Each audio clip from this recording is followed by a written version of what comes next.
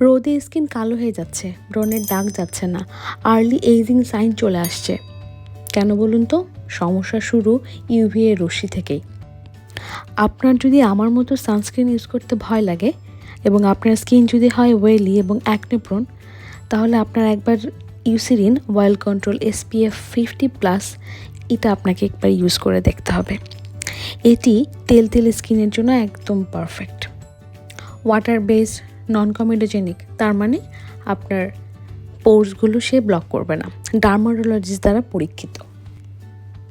ব্যবহার করবেন কিভাবে? 2 আঙ্গুল পরিমাণ মুখে লাগাবেন, বাইরে যাওয়ার 15 মিনিট আগে ব্যবহার করবেন, বাইরে যাওয়ার পরে 2 থেকে 3 ঘন্টা পর পর রিঅ্যাপ্লাই করবেন এবং মেঘলা দিনেও অবশ্যই ব্যবহার করবেন।